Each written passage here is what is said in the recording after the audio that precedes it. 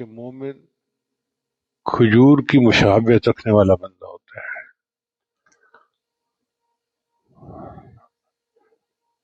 بات اس طرح سے چلی کہ نبی علیہ السلام نے سوال پوچھا،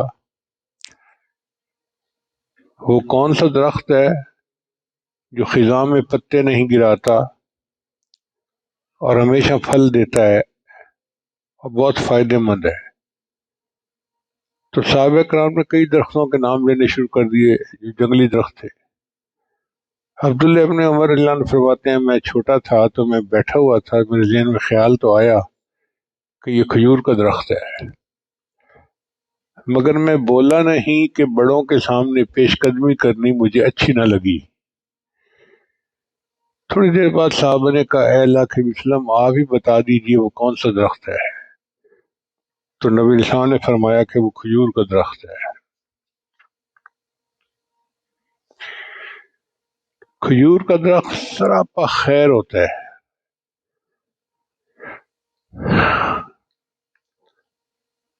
ہر جزو انسان کے لیے فائدہ مند اور نفع مند ہوتا ہے۔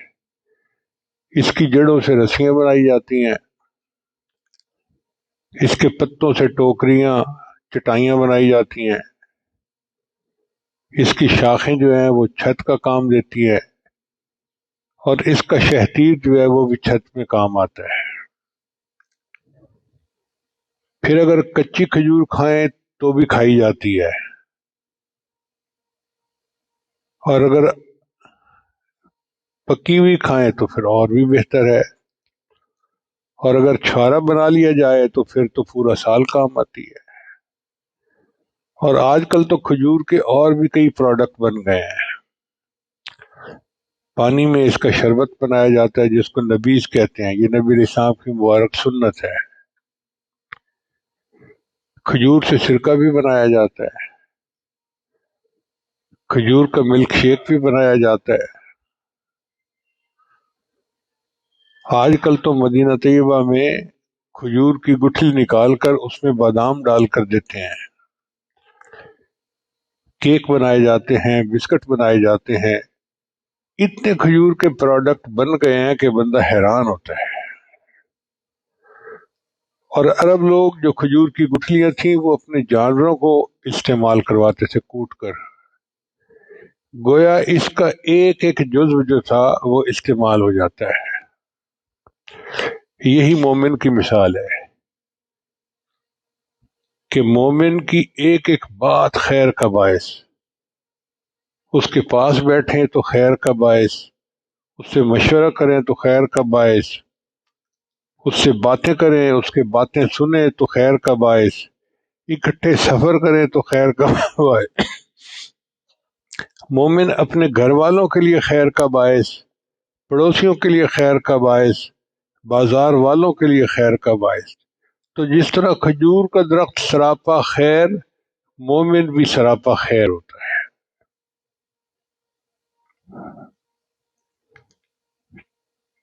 چنانچہ حدیث مبارکہ میں ہے کہ مومن کی مثال کھجور کے درخت کی طرح ہے، اگر آپ اس کے قریب بیٹھیں گے تو وہ آپ کو فائدہ پہنچائے گا، اگر کسی معاملے میں اس کے ساتھ شریک ہوں گے تو وہ آپ کو فائدہ پہنچائے گا، اگر آپ اس سے مشورہ کریں گے تو وہ آپ کو فائدہ پہنچائے گا، اگر آپ اس کی ہم نشینی اختیار کریں گے تو وہ آپ کو فائدہ پہنچائے گا، اور اس کے سارے معاملات نفع رسانی پر مبنی ہیں۔ ایسے ہی کھجور کا درخت ہوتا ہے۔ نبی علیہ السلام نے ارشاد فرمایا کہ تم میں سے بہتر وہ ہے جس سے لوگ بھلائی کی امید رکھیں اور اس کے شر سے بے خوف ہوں، یعنی ان کو یہ ڈر نہ ہو کہ یہ ہمیں نقصان پہنچائے گا، ان کو پتہ ہے کہ یہ اچھا بندہ ہے، یہ نقصان نہیں پہنچا سکتا۔ اور بدترین شخص وہ ہے جس سے نیکی کی امید نہ ہو اور اس کے شر سے بھی لوگ محفوظ نہ ہوں۔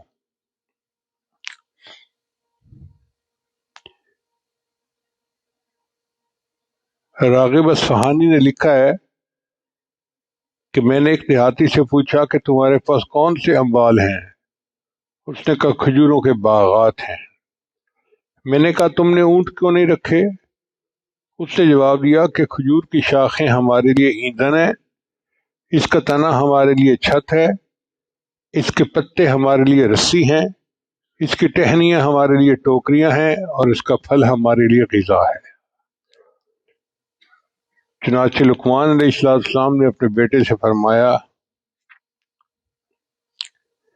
کہ اے بیٹے، ایمان کے بعد سب سے بڑی نعمت یہ ہے کہ آپ اپنے لیے نیک ساتھی تلاش کر لیں، کیونکہ نیک ساتھی کھجور کے درخت کی طرح ہوتا ہے، اگر آپ اس کے سائے میں بیٹھے تو وہ سایہ دے گا، اگر آپ کو جلانے کے لیے لکڑی چاہیے تو وہ ایندھن مہیا کرے گا، اور اگر آپ اس کا پھل کھائیں گے تو اسے عمدہ پائیں گے۔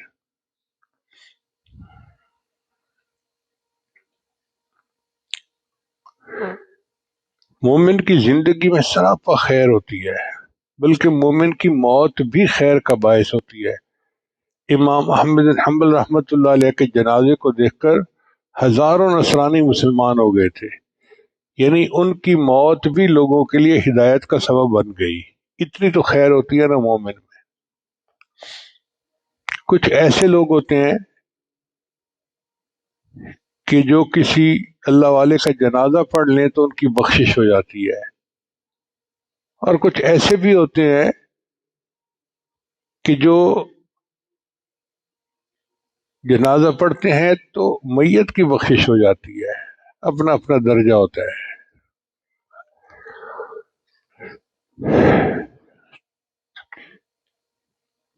چنانچہ امام بہقی رحمۃ اللہ علیہ نے ایک عجیب واقعہ لکھا ہے، فرماتے ہیں ایک شخص تھا، کفن چور تھا، تو علاقے میں ایک نیک خاتون تھی، جوان العمر، فوت ہوئی۔ وہ اس کے جنازے میں شریک ہوا اور اس نے اس کی قبر پہ نشان لگا لیا۔ پھر رات کے اندھیرے میں آیا اور اس نے اس کی قبر کھودی کہ میں کفن ہٹاتا ہوں۔ جب وہ اس عورت کا کفن ہٹانے لگا تو عورت بول پڑی اور کہنے لگی کہ جنتی بھائی ہو کر جنتی بہن کو برہنہ کرتے ہو۔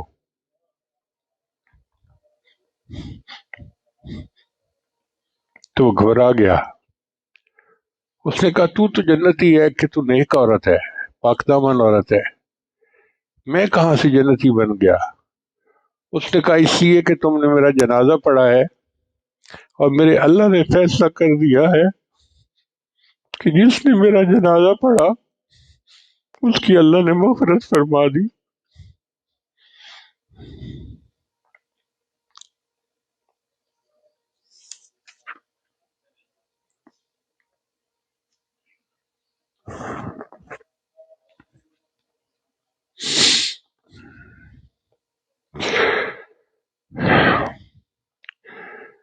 نبی علیہ الصلوۃ والسلام کے اندر اتنی خیر تھی کہ اللہ کے حبیب صلی اللہ علیہ وسلم نے دعا مانگی آخری عمر میں، اے اللہ، اگر میں نے کسی بندے کو سمجھانے کے لیے ڈانٹا ہے، جھٹکا ہے، سختی کی ہے، تو میری ڈانٹ کو، میری سختی کو اور میرے جھٹکنے کو بھی اس کے لیے رحمت بنا دے۔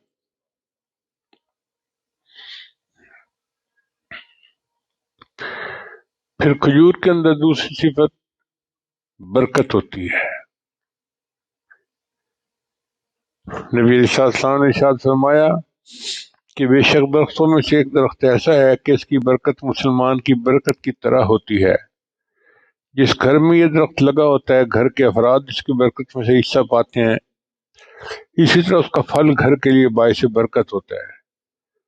مسلم شریف کی روایت ہے کہ نبی علیہ السلام نے ارشاد فرمایا، عائشہ، لا یجوع اہل بیت عندہم التمر، کہ جس گھر کے اندر کھجوریں ہوں وہ لوگ بھوکے نہیں رہتے ہیں، اس گھر میں بھوک نہیں آتی، اگر بھوک آئے تو وہ کھجور کھا سکتے ہیں۔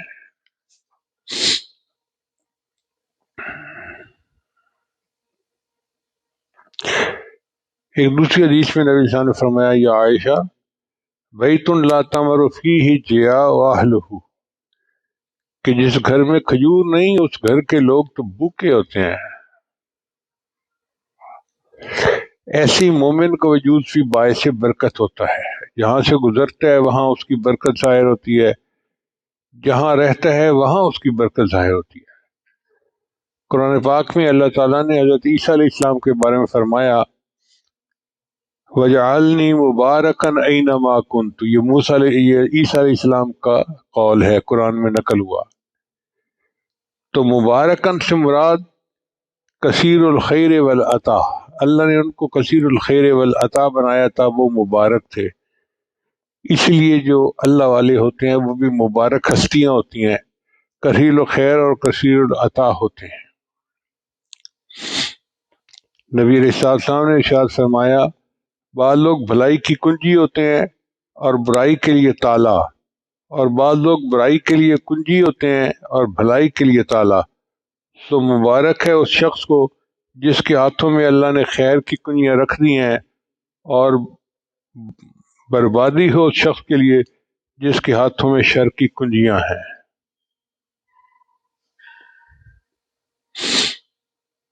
مومن کی خیر کا تو یہ عالم ہے کہ اس کے پاس ایک لمحہ بیٹھنے والا بھی بدبخت نہیں ہوتا۔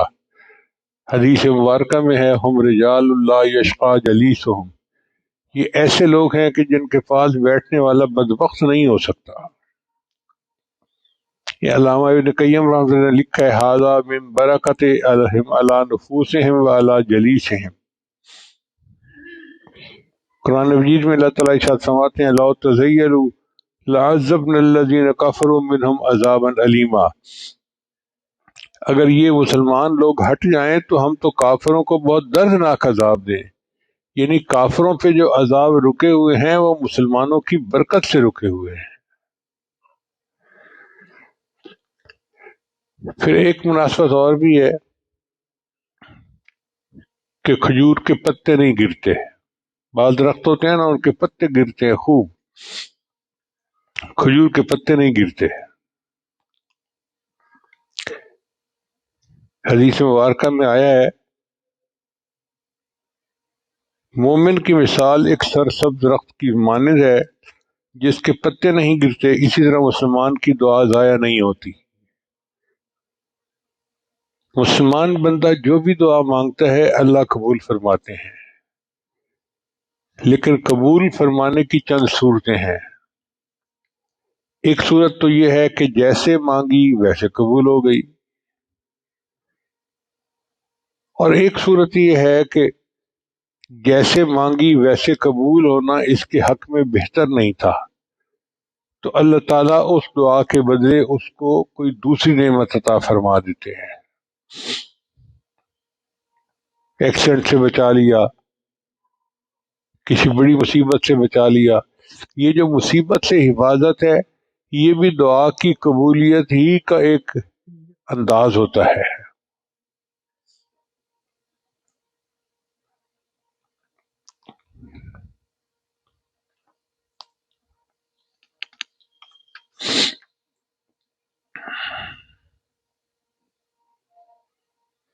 تیسرا طریقہ یہ ہے کہ جو چیز مانگی وہ تو نہیں ملی، لیکن اللہ اس کے بدلے کوئی بہتر نعمت عطا فرما دیتا ہے۔ چوتھی صورت یہ کہ اس کے بدلے اللہ گناہوں کی بخشش فرما دیتا ہے، میرے بندے نے دعا مانگی تھی میں اس کے گناہوں کو بخش دیتا ہوں۔ اور اگر یہ بھی نہ ہو تو پانچویں صورت یہ ہے کہ اس دعا کو اللہ ذخیرہ بنا لیتے ہیں، قیامت کے دن اس بندے کو اللہ بلائیں گے، فرمائیں گے میرے بندے تو نے مجھ سے دعا مانگی تھی اور میں نے وعدہ کیا تھا ادعونی استجب لکم، دعا مانگو میں دعا قبول کروں گا، تو میں اپنی بات میں سچا ہوں، فلاں موقع پہ تم نے دعا مانگی میں نے ویسی پوری کر دی، فلاں موقع پہ مانگی میں نے بہتر چیز عطا کر دی، فلاں موقع پہ مانگی میں نے تمہیں مصیبت سے بچا لیا، فلاں موقع پہ مانگی میں نے تمہاری دنیا میں تو نہیں پوری کی لیکن تمہارے گناہوں کی بخشش کر دی، اور فلاں موقع پہ تم نے دعا مانگی تو میں نے دنیا میں کوئی بدلہ بھی نہیں دیا اور میں نے آخرت کے لیے ذخیرہ کر دیا، آج آخرت کی اتنی بڑی بڑی نعمتیں میں نے تمہیں عطا فرما دی ہیں۔ یہ تمہاری وہ دعائیں ہیں جو تم مانگتے تھے اور تمہیں پوری ہوتی نظر نہیں آتی تھی، وہ اتنا ذخیرہ ہوگا۔ حدیث مبارکہ میں آتا ہے کہ بندہ کہے گا اے اللہ دنیا میں میری کوئی دعا پوری نہ ہوتی، ہر دعا کا بدلہ مجھے آخرت میں ملتا اور میرے درجے اتنے بڑھ جاتے. تو مومن کے تو مزے ہیں نا کہ بس اللہ سے مانگو، کسی نہ کسی صورت میں اس کا اجر ملنا ہی ملنا ہے، یہ یقین رکھنا چاہیے. مومن کی مانگی دعا رائگاں نہیں جاتی. ہم نے عورتوں کو دیکھا ہے کہ بہت بے صبری ہوتی ہیں. کوئی دعا مانگی، او جی ہماری دعا تو اللہ قبول نہیں کرتا. جب کوئی بندہ اپنی زبان سے کہہ دیتا ہے نا کہ اللہ میری دعا قبول نہیں کرتا، تو اللہ تعالیٰ فرماتے ہیں ٹھیک ہے، میں تیری دعا کا تجھے کچھ حصہ نہیں دوں گا. ایسی بات کبھی بھی نہیں کرنی چاہیے. بلکہ جتنی بھی مایوسی ہو، بندہ دعا مانگے اور امید رکھے کہ اللہ اس کا بدلہ عطا فرمائیں گے. اب یہ ضروری تو نہیں نا کہ ہم جو مانگیں ویسے ہی پوری ہو ہر بات. بچہ سردیوں میں برف کھانا مانگتا ہے، ماں نہیں دیتی. ماں ظالم نہیں ہوتی. ماں کو پتہ ہے کہ اس کو برف مل گئی تو نقصان ہوگا، بیمار ہو جائے گا، بخار ہو جائے گا. اسی طرح بندہ مانگتے ہیں اللہ مجھے خوب پیسے دے دے. اللہ جانتے ہیں اگر اس کو پیسے مل گئے تو یہ بے راہ روی کا شکار ہوگا اور جہنم کا ایندھن بن جائے گا. اللہ نہیں دیتے. تو اللہ ظالم نہیں ہے، اللہ تعالیٰ رحیم و کریم ہے، مگر بندے کی بہتری دیکھتے ہیں اللہ تعالیٰ. اس لیے امید رکھنی چاہیے، دعائیں مانگنی چاہیے کہ اللہ تعالیٰ ہماری دعاؤں کا کوئی نہ کوئی صورت میں بدلہ عطا فرمائیں گے. پھر کھجور کے درخت کی عمر لمبی ہوتی ہے. بعض درخت ہوتے ہیں جو 2-4 سال بعد بوڑھے ہو جاتے ہیں، گر جاتے ہیں، چھوٹی عمر ہوتی ہے ان کی. کھجور کے درخت کی لمبی عمر ہوتی ہے، ماشاءاللہ 50 سال، 100 سال. 100 سال بھی عمر ہوتی ہے کھجور کی. اسی طرح مومن کی بھی صفت ہوتی ہے کہ اللہ تعالیٰ اس کو لمبی زندگی عطا فرماتے ہیں تو زیادہ خیر کا باعث ہے. صحابہ کرام نے سوال پوچھا، اے اللہ کے حبیب صلی اللہ علیہ وسلم اچھا مومن کون ہے؟ فرمایا کہ جس کی عمر لمبی ہو، اعمال اچھے کرتا ہو. اے اللہ کے حبیب برا بندہ کون ہے؟ فرمایا عمر لمبی ہو، عمل برے کرتا ہو، وہ برا آدمی ہے. چنانچہ دو دوست تھے، ایک زیادہ مجاہدہ کرتے تھے، عبادت کرتے تھے، اور دوسرے ذرا کم کرتے تھے. وہ جو زیادہ مجاہدہ کرتے تھے وہ شہید ہو گئے. تو کسی نے خواب میں دیکھا، ایک صحابی نے، کہ جنت میں پہلے وہ بندہ گیا جو 1 سال بعد فوت ہوا، اور بعد میں وہ گیا جو شہید ہوا. انہوں نے نبی علیہ السلام کو خواب سنایا اور پوچھا، اے اللہ کے حبیب صلی اللہ علیہ وسلم میں نے یہ خواب دیکھا ہے. نبی صلی اللہ علیہ وسلم نے فرمایا ٹھیک دیکھا ہے. اے اللہ کے حبیب صلی اللہ علیہ وسلم جو شہید ہوا وہ تو بڑی محنت کرتا تھا، مجاہدہ کرتا تھا اور بہت عبادت گزار تھا، اور شہید بھی ہو گیا، تو اس کا مرتبہ تو اونچا ہونا چاہیے. نبی صاحب نے فرمایا یہ بتاؤ کہ دوسرا بندہ اس کے بعد 1 سال زندہ رہا؟ اے اللہ کے حبیب زندہ رہا. اس نے نمازیں پڑھی، رمضان کے روزے رکھے، اعتکاف کیا. فرمایا وہ جو 1 سال زندہ رہا اس میں اس نے اتنی نیکیاں کما لی کہ شہید سے پہلے جنت میں چلا گیا. تو اللہ تعالیٰ جس کو لمبی زندگی دے اور نیک اعمال کی توفیق دے، وہ تو اللہ کا احسان ہے اس کے اوپر.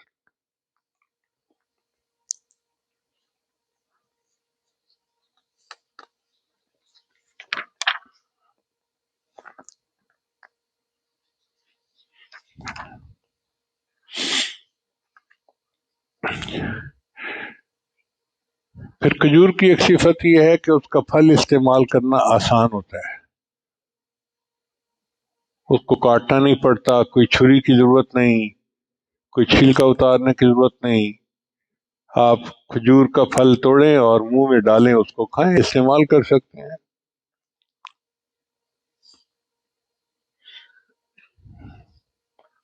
اسی طرح مومن کی ذات سے فائدہ اٹھانا مشکل نہیں ہوتا.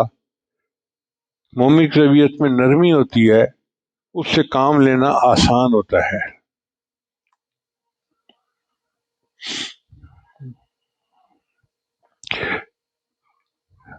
حضرت مکحول رحمۃ اللہ علیہ فرماتے ہیں کہ رسول اللہ صلی اللہ علیہ وسلم نے فرمایا ایمان رکھنے والے لوگ بردبار، نرم خو اور فرما بردار ہوتے ہیں، اس اونٹ کی طرح جس کی ناک میں نکیل ہوتی ہے، اگر اس اونٹ کو کھینچا جائے تو چلا آتا ہے، اگر پتھر پر بٹھایا جائے تو پتھر پر بیٹھ جاتا ہے۔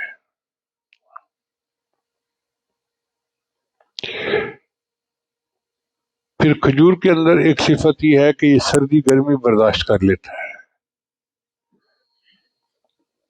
موسم جس طرح کا بھی ہو یہ ہر موسم کو برداشت کر لیتا ہے اور ہمیشہ سرسبز رہتا ہے، سدا بہار ہے۔ موسم کی ناموافق حالات، مصیبتیں اور پریشانیاں اس کو متاثر نہیں کرتی، تیز ہوائیں اس کی ٹہنیوں کو متاثر نہیں کرتی۔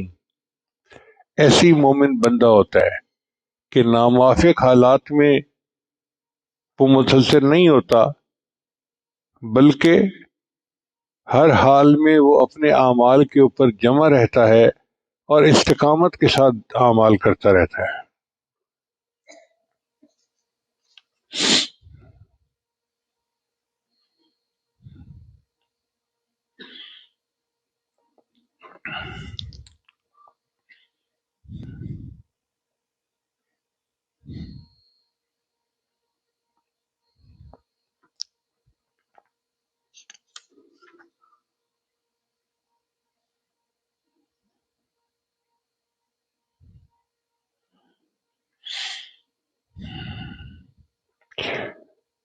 کھجور کی 8ویں صفت یہ ہے کہ اس کی جڑیں بہت مضبوط ہوتی ہیں۔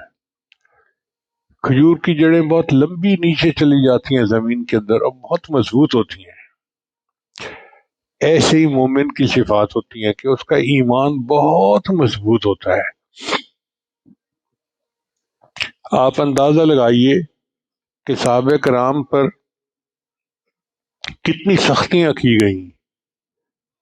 حضرت بلال رضی اللہ تعالیٰ عنہ کو پتھروں پر لٹایا گیا، ان کے اوپر پتھر رکھے گئے، حضرت سمیہ رضی اللہ تعالیٰ عنہ کو شہید کیا گیا، اور صحابہ ان کو کتنے جو ہے نا وہ تکالیف دی گئیں، مگر ان کے دل سے ایمان نہیں نکلا، وہ مضبوط رہے۔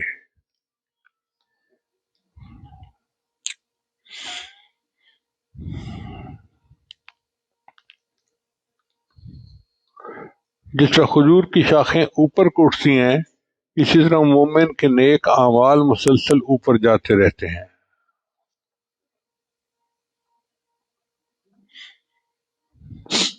پھر ایک نئی صفت، یہ نئی مشابہت یہ ہے کہ کھجور کے درخت کو ایک جگہ سے دوسری جگہ آسانی کے ساتھ منتقل کر دیا جاتا ہے۔ کئی درخت ایسے ہیں کہ جن کو ایک جگہ سے اکھاڑ کے دوسری جگہ لگانا چاہیں وہ مر جاتے ہیں۔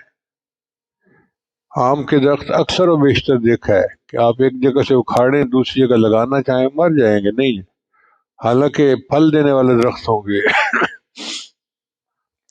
انار کا درخت بھی اسی طرح، اور درخت بھی اسی طرح ہے۔ کھجور کے درخت میں اللہ نے یہ خوبی رکھی ہے کہ وہ ہجرت کا خاصہ رکھتا ہے۔ چنانچہ ایک درخت 20 سال سے لگا ہوا ہے، اتنا بڑا تنا، اتنا بڑا درخت، آپ اس کو زمین سے نکال کے دوسری جگہ منتقل کریں وہ وہاں چلنا شروع ہو جائے گا۔ مومن کے اندر بھی ہجرت کی صفت ہوتی ہے۔ چنانچہ ہمارے حضرات علماء، محدثین، فقہا، انہوں نے دین کی خاطر ہجرت کی۔ امام شافعی رحمۃ اللہ علیہ رہنے والے کہاں کے تھے؟ مصر آ کر آباد ہوئے اور اللہ نے وہاں ان سے دین کا کام لیا۔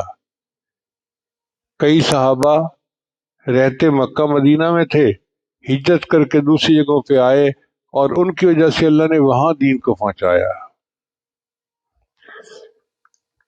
تو مومن کے اندر بھی ہجرت کی صفت ہوتی ہے۔ دین کی خاطر اگر کسی بندے کو ہجرت کرنا پڑے تو مومن کے لیے آسان ہوتا ہے۔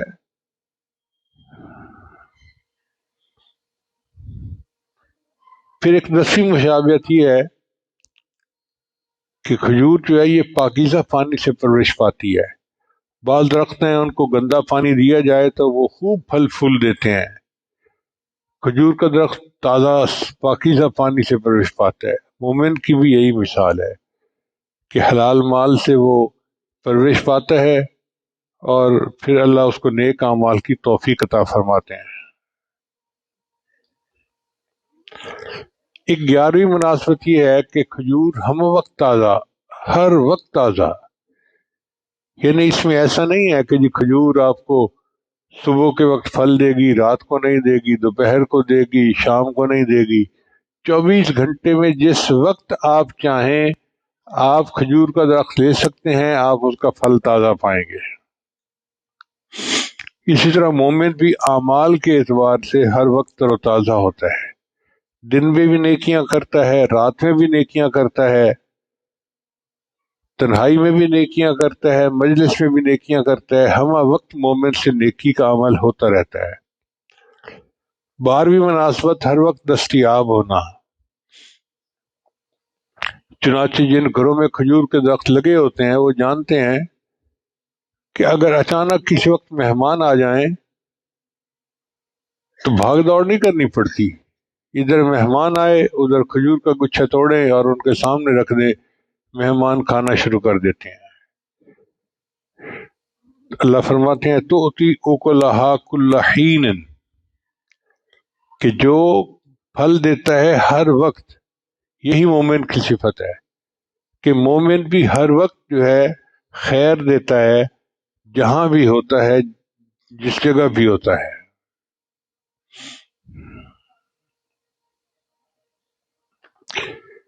سیدہ عائشہ رضی اللہ عنہا نے نبی علیہ السلام سے پوچھا، اے اللہ کے حبیب صلی اللہ علیہ وسلم، کون سا عمل اللہ کو سب سے زیادہ پسند ہے؟ نبی علیہ السلام نے ارشاد فرمایا ادومھا وان قل، وہ عمل جس کو باقاعدگی کے ساتھ کیا جائے اگرچہ چھوٹا ہی کیوں نہ ہو، یعنی تھوڑا عمل ہو لیکن مستقل جو بندہ عمل کرتا ہے وہ اللہ کو زیادہ پسندیدہ ہوتا ہے، یہ مومن کی صفت ہوتی ہے۔ اور کھجور کے اندر بھی یہی صفت ہے، لہذا یہ بھی مشابہت موجود ہے۔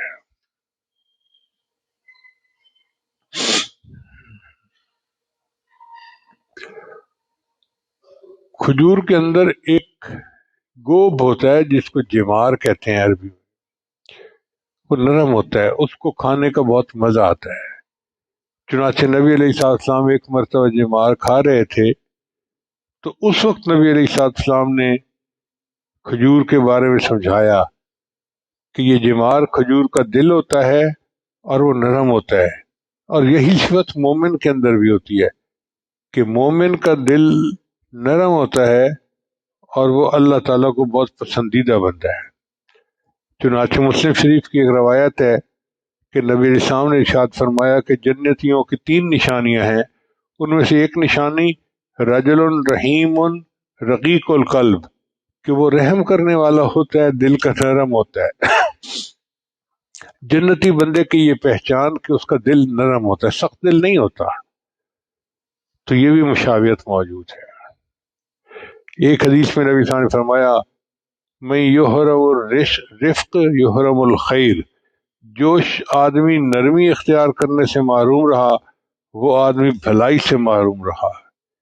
ایک مرتبہ نبی علیہ السلام بچے کو پیار کر رہے تھے، شاید حضرت حسنین میں سے کوئی بچہ تھا، تو ایک صحابی نے دیکھا تو بڑا حیران ہوا، اے اللہ کے حبیب صلی اللہ علیہ وسلم، میرے تو اتنے بیٹے ہیں، میں نے تو کبھی کسی کو ایسے پیار نہیں کیا، گلے لگایا ہو، پیار کیا ہو۔ تو نبی علیہ السلام نے فرمایا کہ جو بندہ اللہ کی رحمت سے محروم ہو گیا ہو تو میں کیا کر سکتا ہوں۔ تو مومن کو اللہ تعالیٰ محبت والا بناتے ہیں، نرمی والا بناتے ہیں، وہ گھر کے بڑوں بچوں کے لیے سب کے لیے محبت کا باعث ہوتا ہے۔ پھر 14ویں مشابہت یہ ہے کہ کھجور میں عمدگی ہوتی ہے، اس لیے کھجور کو طیبہ کہا گیا۔ طیب کا معنی ہوتا ہے عمدہ، کھجور کا درخت دیکھنے میں عمدہ، اس کا پھل کھانے میں عمدہ، منفعت میں عمدہ، ایسے ہی مومن طیب ہوتا ہے۔ جنتی لوگوں کے بارے میں اللہ فرماتے ہیں والملائکۃ یدخلون علیہم من کل باب سلام علیکم طبتم، اور ایک جگہ اللہ فرماتے ہیں الذین تتوفاہم الملائکۃ طیبین.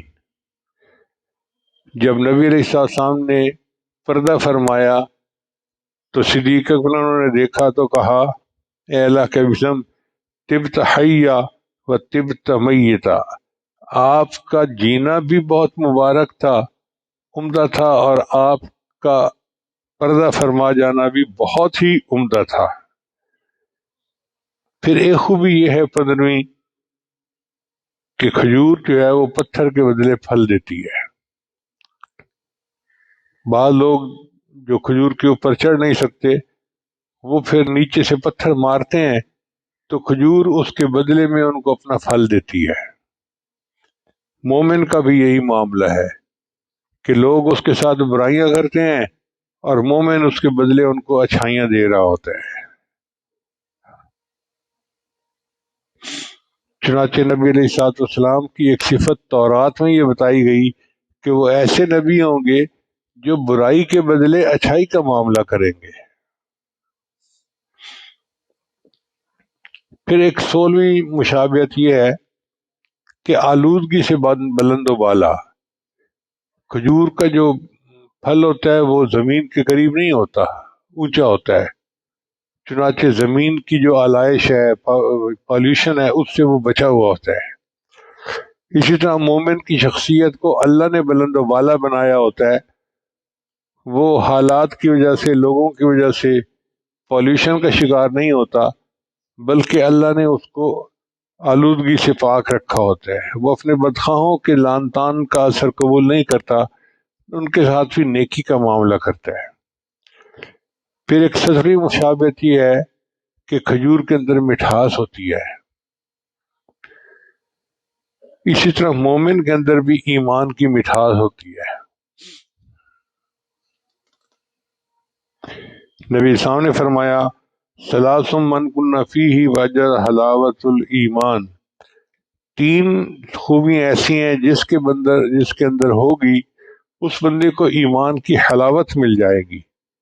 ایک اللہ اور اس کے رسول سے اس کو محبت ہو باقی سب سے زیادہ. دوسرا وہ دوسرے بھائی سے محبت کرے اللہ کے لیے. اور تیسرا کفر کی طرف لوٹنا اس کے لیے اتنا مشکل ہو کہ جیسے آگ کے اندر جانا اس کے لیے مشکل ہوتا ہے. تو ایمان کی یہ مٹھاس ہوتی ہے جو مومن کو استقامت عطا کرتی ہے. آپ دیکھیے دنیا میں کتنے واقعات ہیں کہ کفار نے ایمان والوں کے ساتھ کتنی سختیاں کی. ایسی بھی مثالیں ہیں کہ ان کو زمین کے اندر آدھا گاڑا اور آرا چلا کر جسم کے 2 ٹکڑے کر دیے گئے. بات ایسی بھی مثالیں ہیں کہ ان کے جسم کے اوپر لوہے کی کنگھیاں چلائی گئیں اور ان کے گوشت کو ان کی ہڈیوں سے الگ کر دیا گیا. اتنی تکلیفیں، لیکن وہ ایمان کے اوپر جمے رہے. کسی نے کہا شکستہ دل سے جو آہ نکلے، شکستہ دل سے جو آہ نکلے تو فرش کیا عرش کانپ اٹھے گا. درے قفس جو وا نہ ہوگا تو ایک دن ٹوٹ کر رہے گا. کسی کے روکے سے حق کا پیغام کب رکا ہے جو اب رکے گا. چراغ ایمان تو آندھیوں میں جلا کیا ہے جلا کرے گا.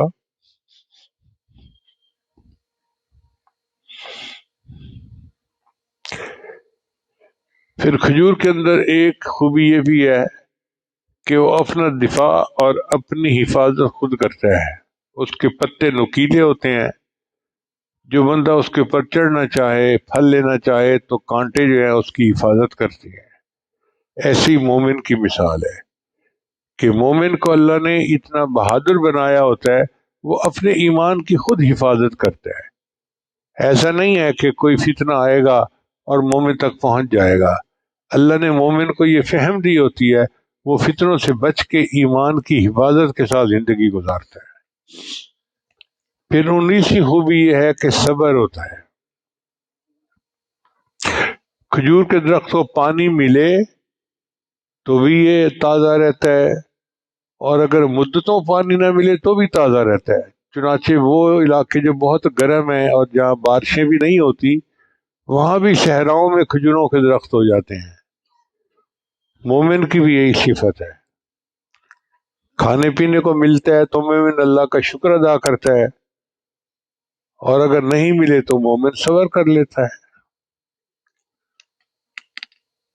ایک 20ویں صفت اور ہے کہ کھجور کے اندر نر اور مادہ ہوتا ہے. یعنی کچھ درخت ہوتے ہیں جو نر کہلاتے ہیں اور کچھ درخت ہوتے ہیں جو مادہ کہلاتے ہیں. جو نر درخت ہیں ان کے اوپر بور لگتا ہے، اور وہ پھر شہد کی مکھیوں کے ذریعے، ہوا کے ذریعے اڑ کے جاتا ہے مادہ درخت پر، تو ان کے پھولوں کے اندر جو ہے پولینیشن ہو جاتی ہے اور پھل بن جاتا ہے.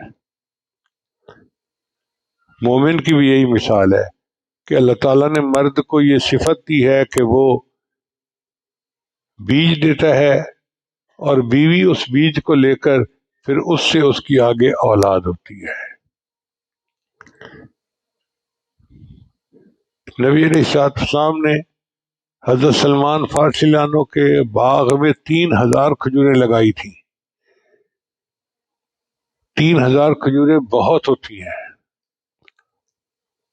ہم اپنے ادارے میں ابھی تک تقریباً 2000 کھجوریں لگا سکے ہیں، اور میری چاہت ہے کہ جہاں جگہ ہمیں ملتی ہیں ہم درخت لگا دیتے ہیں، کہ کم از کم 3000 درخت تو ہم بھی اپنے ادارے میں لگا لیں.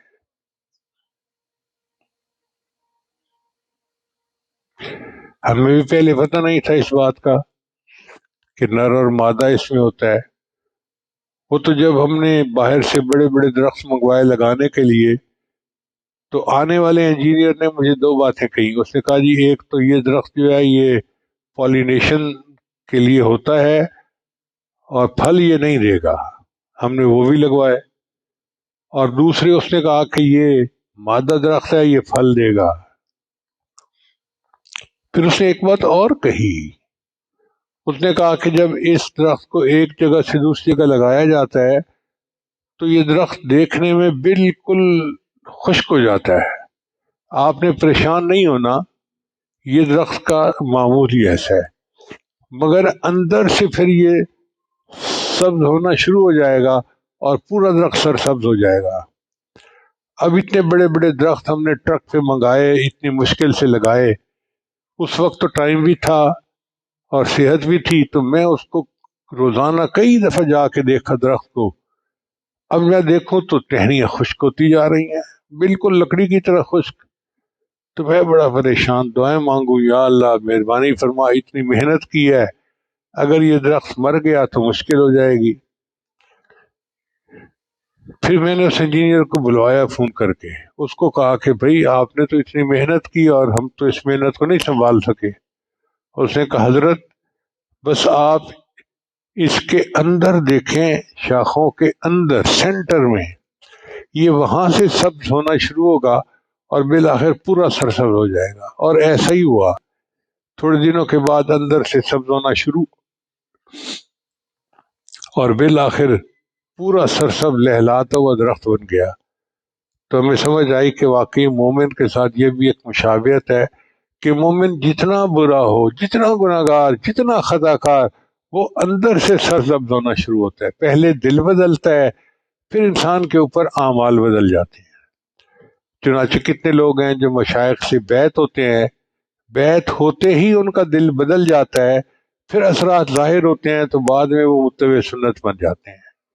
کتنے لوگ تبلیغ جماعت میں جاتے ہیں، دل بدل جاتا ہے، پہلے شرابی تھے، نشئی تھے، پتہ نہیں کیا کیا تھے، لیکن پھر اللہ تعالیٰ ان کو دین کا داعی بنا دیتا ہے. تو مومن کے ساتھ یہ بھی ایک تو یہ 20 مشابہتیں ہیں جو کھجور کو مومن کے ساتھ ہیں. آپ اندازہ لگائیے کہ نبی علیہ الصلوۃ والسلام نے ایک لفظ کھجور کے ساتھ مشابہت دے کر مومن کی پوری صفات کو سمجھا دیا.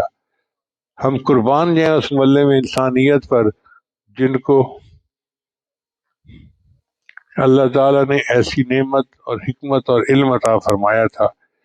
چنانچہ ہماری دعا ہے کہ اللہ تعالیٰ ہمیں بھی نیک صفات عطا فرمائے اور صحیح معنوں میں مومن بن کر زندگی گزارنے کی توفیق عطا فرمائے۔ وآخر دعوانا ان الحمد للہ رب العالمین۔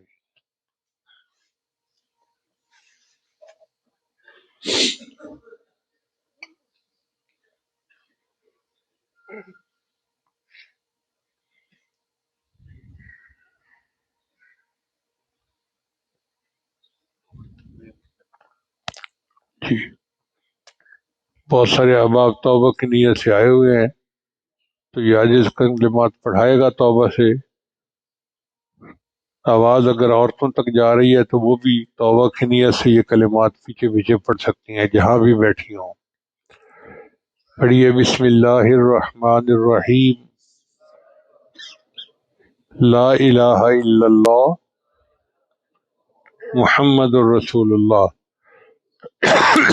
آمنت باللہ وملائکتہ وکتبہ ورسلہ والیوم الآخر والقدر خیرہ وشرہ من اللہ تعالی والبعث بعد الموت۔